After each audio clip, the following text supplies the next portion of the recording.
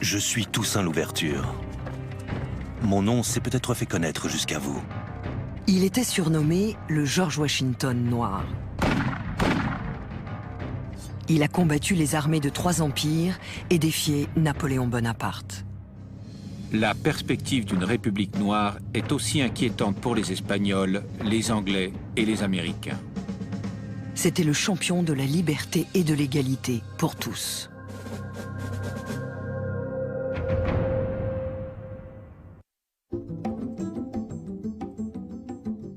Haïti est toujours décrit comme le pays le plus pauvre de l'hémisphère nord. Mais à l'époque de son apogée, sous le nom de Saint-Domingue, c'était la colonie la plus riche des Amériques. Mais cette richesse était basée sur l'esclavage, sur la possession de ce capital humain.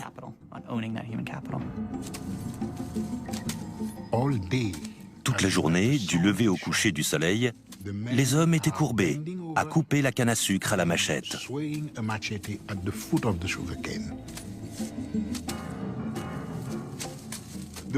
Ils étaient totalement déshumanisés. C'étaient devenus des animaux et on les traitait comme tels. La domination du maître devait être absolue. Et c'est cet absolutisme qui conférait un statut qui n'avait plus rien d'humain. Liberté, égalité, fraternité, c'étaient des concepts nouveaux. Toussaint Louverture était quelqu'un de profondément humain. Il a pris conscience très tôt de l'aspect totalement intolérable de sa condition. Il a recruté entre 3000 et 4000 hommes qu'il a entraînés.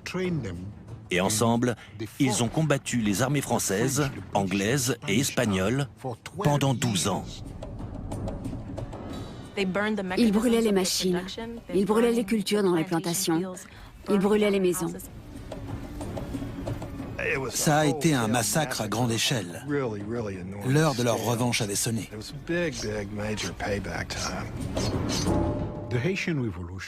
La révolution haïtienne est sans doute la révolution la plus radicale qui ait jamais existé. C'est le seul endroit au monde où des esclaves aient réussi à créer une nation. Mais personne ne veut en parler.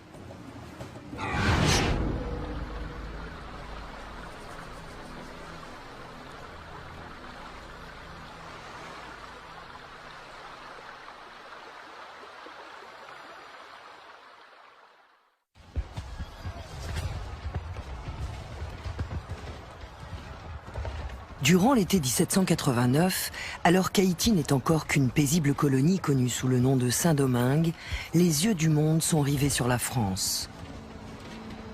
À Paris, des émeutiers se rebellent contre le pouvoir royal et leurs conditions de vie misérables. Au cri de liberté, égalité, fraternité, ils déclenchent une révolution qui marquera à jamais l'histoire de France. En fait, la Révolution française recouvrait des choses très différentes selon les gens.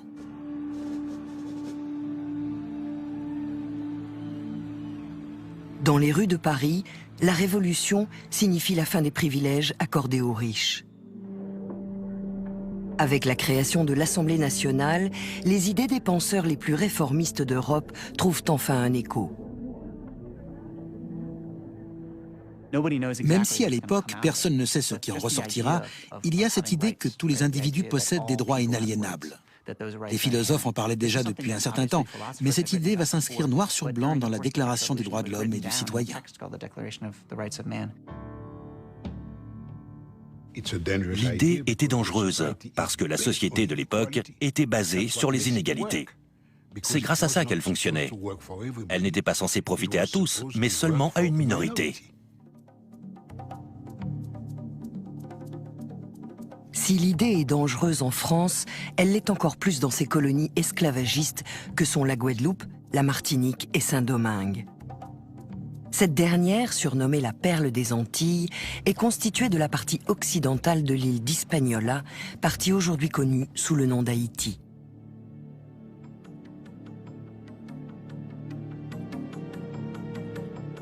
On croit souvent qu'à l'époque, les distances entravaient la communication. Or, pas du tout. Les nouvelles allaient extrêmement vite.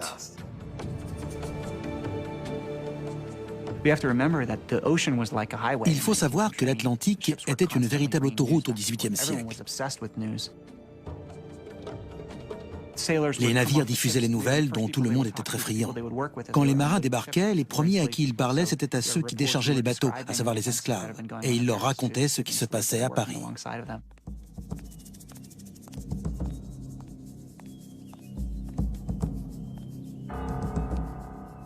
Mais rares sont les esclaves qui osent croire à ces idées démocratiques venues de France.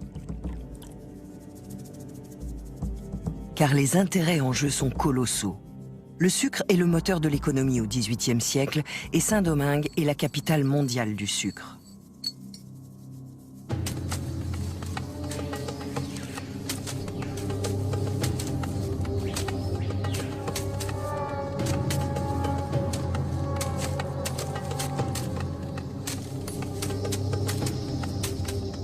En France, les réformistes préfèrent eux aussi fermer les yeux sur les souffrances engendrées par le système esclavagiste.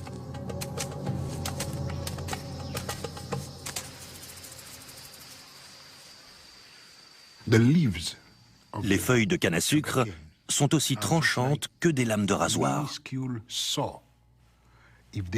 On ne se rend compte qu'on s'est coupé que lorsque la transpiration entre dans la plaie parce que ça brûle. Au niveau du sol, il y a des colonies de fourmis qui vous attaquent. Et ensuite, vous vous grattez pendant des heures. Si un esclave refusait de travailler, la loi permettait de l'abattre purement et simplement. Le concept même de l'esclavage est totalement bestial. Et les Français en ont fait une véritable science. Les esclaves en provenance d'Afrique ne survivaient pas 3 ans dans ce système. Cette exploitation se résumait à des statistiques. Et elle fonctionnait très bien.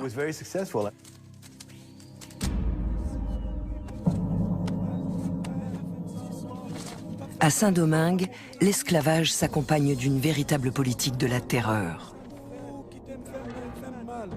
Pour le propriétaire d'esclaves Stanislas Saint-Foix, il s'agit simplement d'une gestion rationnelle de son cheptel humain. Les punitions lentes marquent plus les esprits que celles qui sont rapides ou violentes. Plutôt que 50 coups de fouet administrés en 5 minutes, mieux vaut 25 coups de fouet administrés en un quart d'heure. Ceci est plus susceptible de faire forte impression.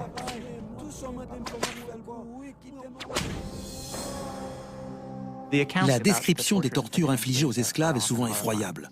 On amputait un bras ou une jambe à ceux qui avaient essayé de s'enfuir. On frottait leurs plaies avec de la chaux ou du piment.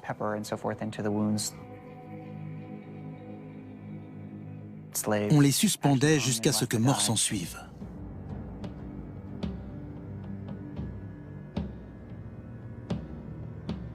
Dans ces plantations, la vie des esclaves avait si peu de valeur que les tortures ont atteint un degré de cruauté et de raffinement inimaginable.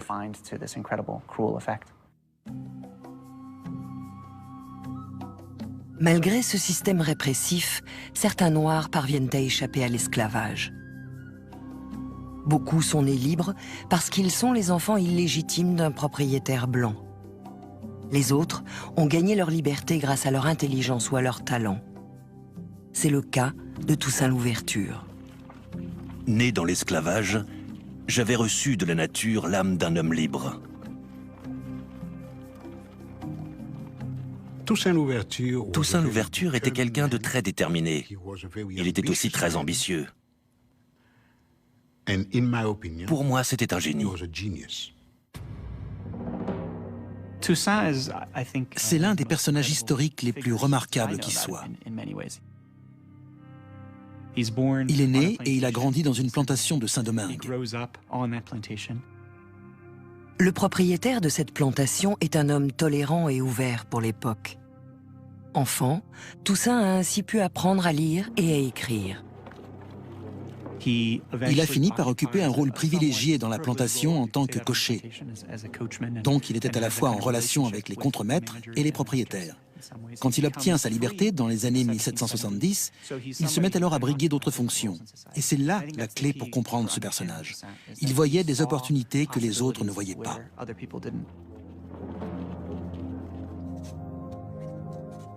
Il était dans les affaires. Il avait des contacts aux États-Unis et ailleurs. Il possédait plusieurs comptes en banque. Il avait une formidable capacité d'organisation. Il aurait fait un excellent PDG de nos jours.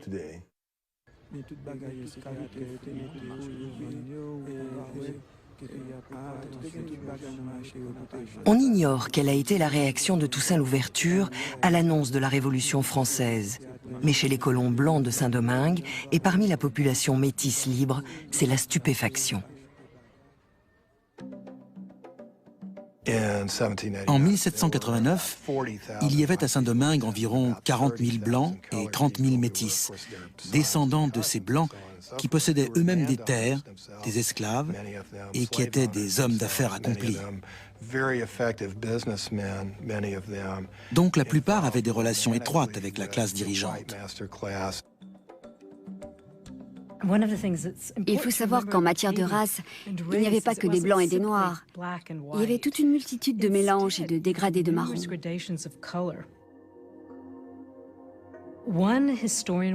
Un historien est même allé jusqu'à créer 110 catégories de métissage, allant du noir total au blanc total. Chaque mélange avait un nom, mulâtre, carteron, octavon. Chaque nom prenait en compte la quantité de sang noir de la personne.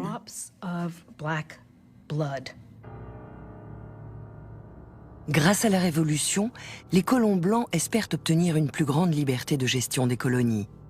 La population métisse espère, elle, des changements plus radicaux.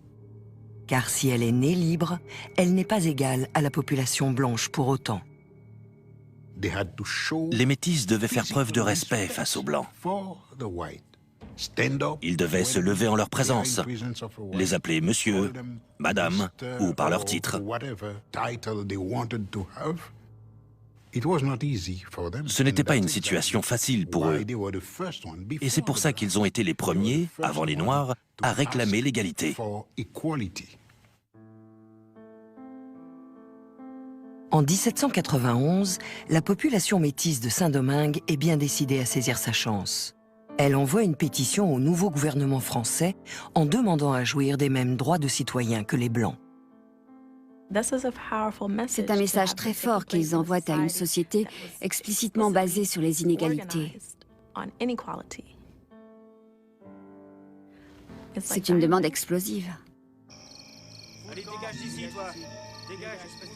Cette pétition déclenche la fureur de la population blanche de Saint-Domingue. Les petits colons entament alors une vaste campagne d'intimidation. Ils menacent, passent à tabac et assassinent bon nombre de métis dans la capitale, Cap-Français.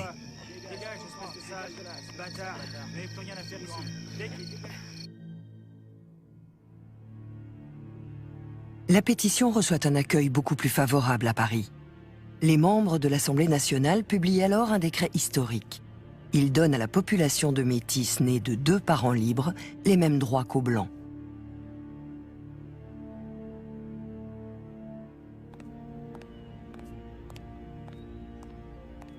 En dépit de la portée limitée de cette réforme, le gouverneur de Saint-Domingue refuse de l'appliquer. Les colons blancs se sentent profondément trahis. En réaction, certains se mettent alors à nourrir des idées de rébellion, à l'image de Madame de Rouvray, l'épouse d'un planteur de la région. L'Assemblée nationale est déterminée à détruire nos vies en tant que maîtres, si bien qu'une sécession avec la France pourrait s'avérer nécessaire. Les propriétaires américains d'esclaves vont, je l'espère, se regrouper afin d'arrêter cette contagion libertaire.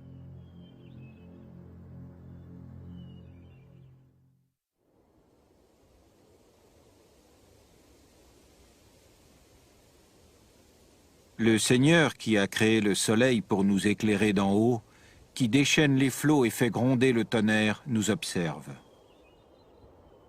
Boukman Duty, esclave et prêtre vaudou. Abandonnez l'image du Dieu des Blancs qui a soif de nos larmes et écoutez la voix de la liberté qui parle dans le cœur de chacun d'entre nous. En août 1791, tandis que les Blancs et les Métis de Saint-Domingue s'apprêtent à engager le bras de fer, Boukman Dutty lance un appel aux Noirs des plantations. Ces derniers, qui ont été faits prisonniers dans différentes parties d'Afrique, partagent un culte commun, le vaudou. Le vaudou, c'est l'esprit de nos ancêtres, c'est une religion. C'est le mode de vie de l'Haïtien. C'est plus qu'une religion, c'est notre façon de vivre, c'est notre force de... Le vaudou est libérateur, le vaudou est dignité, le vaudou est sagesse, et le vaudou, c'est notre tradition. Boukman leur donne rendez-vous dans un lieu baptisé Bois Caïman pour mettre au point une stratégie.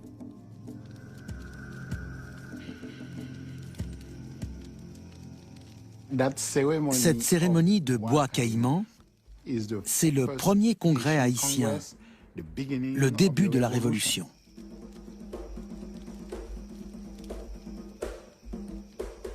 C'est dans cette réunion où l'Africain décide de n'être plus esclave, d'être libre, déjà là dans la tête, de casser cette chaîne dans la tête, de dire voilà, à partir de cette cérémonie, on prend l'Africain a pris son destin en main.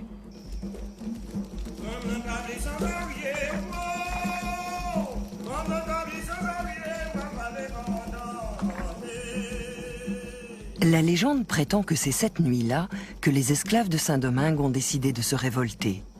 Ils prévoient de déclencher leur soulèvement 15 jours plus tard, dans plusieurs plantations en même temps. Ils se jurent alors, mutuellement, de tenir leur projet secret. On dit qu'ils ont tué un cochon pour boire son sang.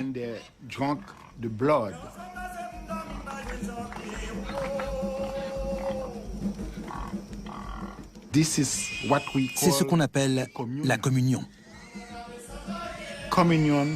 Chacun s'engage à garder pour lui ce qu'il a dit et entendu.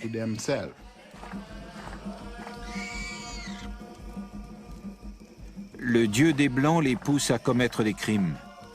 Notre Dieu réclame vengeance. Il dirigera notre main, il nous aidera.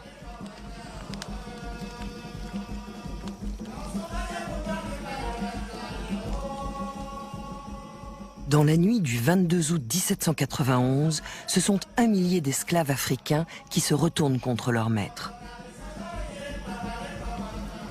Les esclaves empoisonnaient, les esclaves piquaient, les esclaves tuaient, les esclaves voulaient leur indépendance. Pour obtenir leur liberté, il fallait qu'ils exercent la même violence que celle qu'on avait exercée sur eux. C'est pour ça que cette révolution a été aussi sanglante. Et cette haine a explosé dès le premier jour.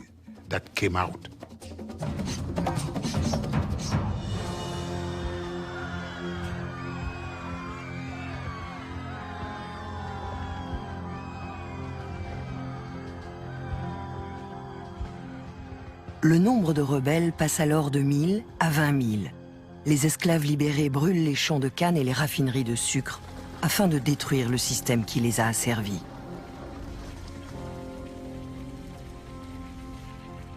Trois jours plus tard, ce sont 184 plantations de canne à sucre et 1 millier de plantations de café parmi les plus prospères des Amériques qui ont été réduites en cendres.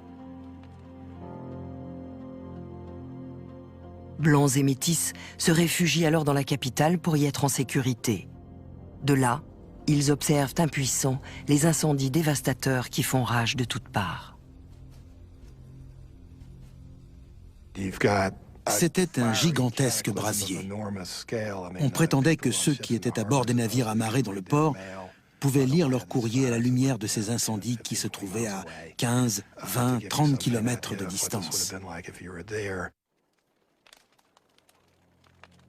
Ce déchaînement de violence place Toussaint Louverture dans une position délicate. Sa fortune personnelle dépend du système des plantations et il est à cheval entre l'univers des Blancs et celui des Noirs depuis une quinzaine d'années. Toussaint n'était plus un esclave. Il n'avait pas une mentalité d'esclave. Il possédait 2 ou 3 plantations. Il n'appartenait plus à la même classe sociale que la majorité des Noirs, et ses intérêts différaient des leurs.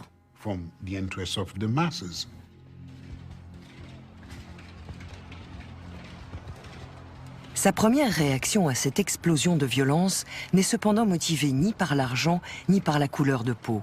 Elle est personnelle. Il retourne dans la plantation où il est né afin de protéger ses anciens maîtres. Il est vrai que dès les premiers jours de l'insurrection, Toussaint Louverture est retourné dans cette plantation pour y maintenir l'ordre. La question, c'est pourquoi? Pourquoi a-t-il fait ça? Je crois que c'est parce qu'il était reconnaissant à ses anciens propriétaires de tout ce qu'ils lui avaient donné lorsqu'il était esclave.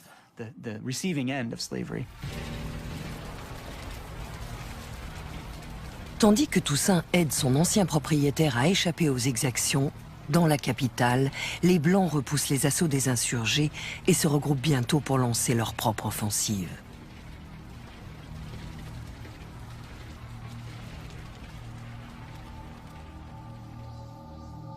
Les tueries se poursuivent jour après jour, semaine après semaine. Pamphile de la Croix, un colon français, décrit la situation sur place. Le pays est jonché de cadavres que personne n'a enterrés. Les nègres ont laissé les Blancs empalés sur des pics. Quant aux soldats blancs, ils ne font pas de prisonniers et laissent les nègres morts sur place. 3 mois après le début de l'insurrection, le prêtre vaudou Boukman Duty est tué au combat, décapité par des soldats blancs. Son corps est ensuite brûlé face au camp des rebelles. Un observateur déclarera « À Saint-Domingue, le conflit est devenu une guerre d'extermination ».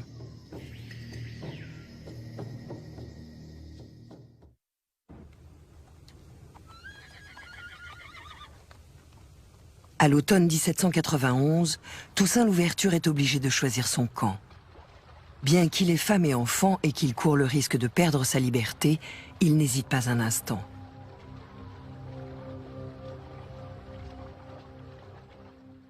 Il a tout abandonné pour rejoindre les rebelles dans la montagne.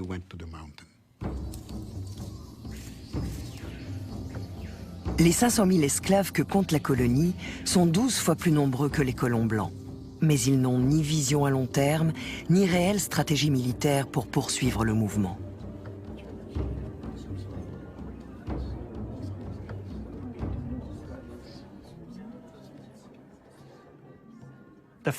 La plupart d'entre eux n'avaient aucune notion de ce qu'était la liberté.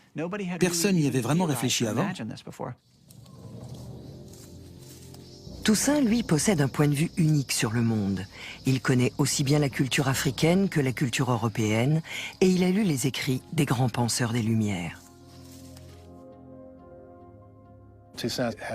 Toussaint avait très certainement lu un texte de l'abbé Raynal dans lequel il expliquait que le système esclavagiste colonial, en raison du nombre d'esclaves en présence et des souffrances qu'ils enduraient, allait donner naissance à un meneur noir.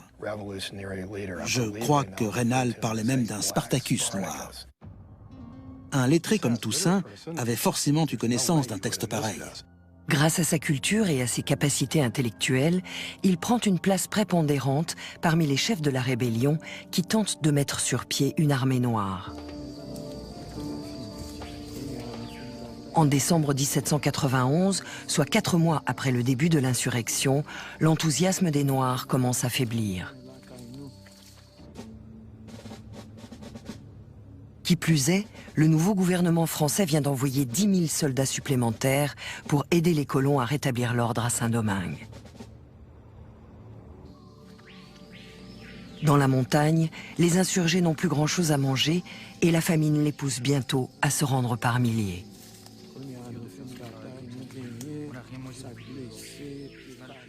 Toussaint Louverture n'était pas un adepte de la violence. Il était capable d'user de la force si la situation l'exigeait, mais il préférait de loin la négociation, la diplomatie, la ruse. Cependant, ça ne lui posait aucun problème d'avoir recours à la violence en dernier ressort. Les rebelles lui demandent alors de rédiger une proposition d'accord. En échange de la libération de 200 meneurs noirs et de meilleures conditions de travail, le texte prévoit le retour de la plupart des insurgés dans les plantations.